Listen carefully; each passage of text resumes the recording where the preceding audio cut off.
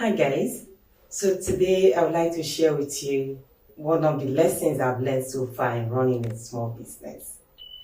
So of course when I started this business, I want to believe that when anybody starts business, one of the first things they think about is making profit, making money, right?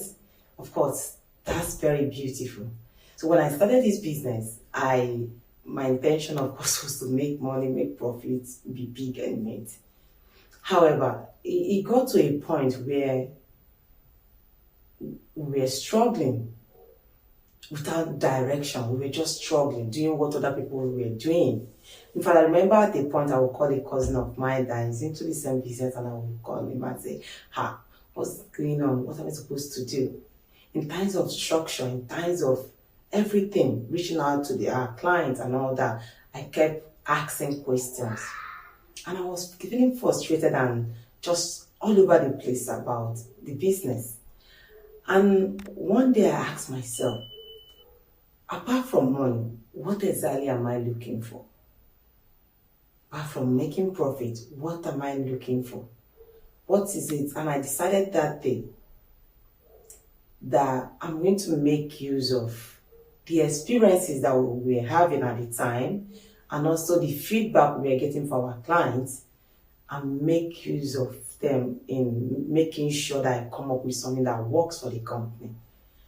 And I sat down. Of course, this took me a couple of times thinking about what to do, how to do.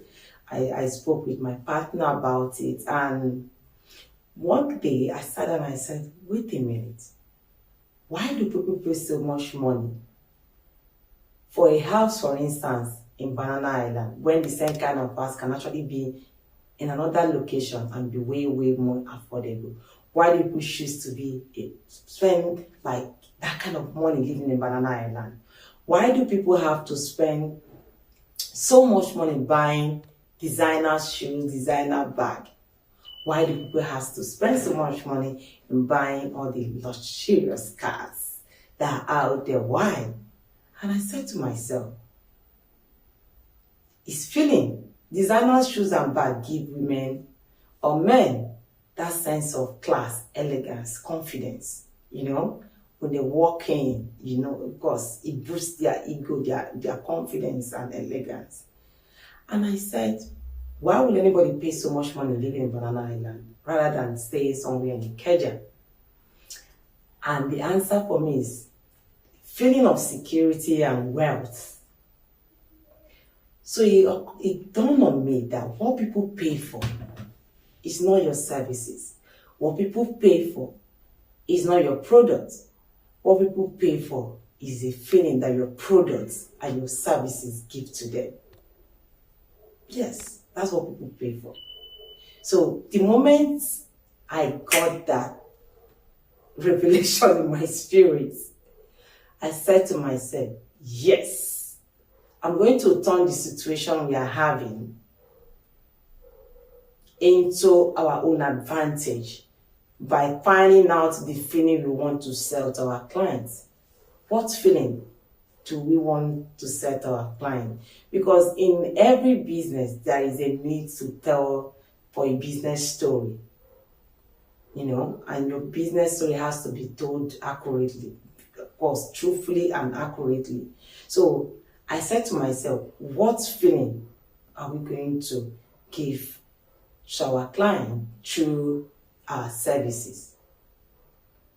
And so what we did was we look into all the things that people complain of in our industry, all the shortcomings of the industry, the things people do, other companies do, the disappointment they've gone through in our industry, not necessarily my company, but of course in that same industry. And what we did was, okay, we are going to create a niche for ourselves. And this is what we are going to stand for. Now, for instance, if I mention a popular drink right now, something will come to your mind, a feeling. What feeling does this particular brand give to you? Right? So I said to myself, people really don't even pay for products because they just want to waste their money. or because they just have so much money to spend. People are paying for those products and services because of how those products and services make them feel.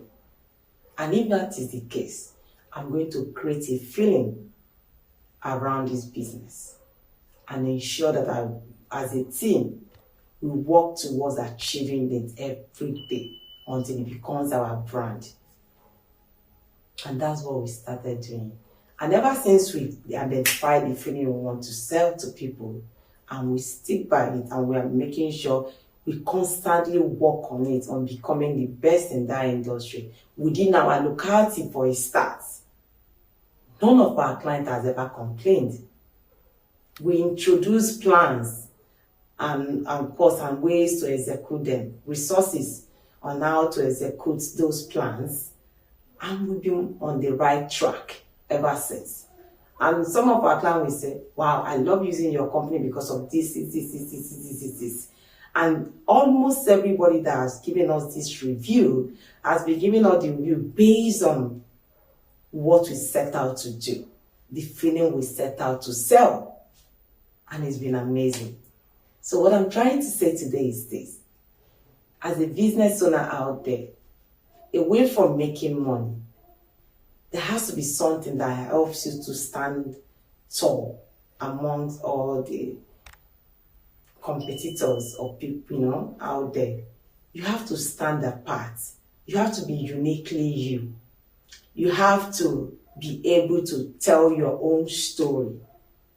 Run your business based on experiences that you are having around your locality, and also find a way to ensure those experiences turn into your advantage by filling that gap between the complaints of the customers or the clients in this case, between the complaints that the clients are having and what your company or your business can provide.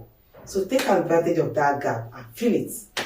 And when you do that, every morning when you wake up, you always have something to focus on. Because if you are just waking up to go and make money, well, money is good. How about fulfillment? Do we just live here? Do we just come to this world to make money? What about having that sense of fulfillment that your achievement, whatever it is that you are doing, is giving? So for one to have that sense of fulfillment or achievement in a business, I believe one should look away from just focusing on money and also to think about what to focus your energy on that will, of course, in return, make the company or the business much more money than you can imagine. So that's my today's advice. Thank you for watching. Bye-bye.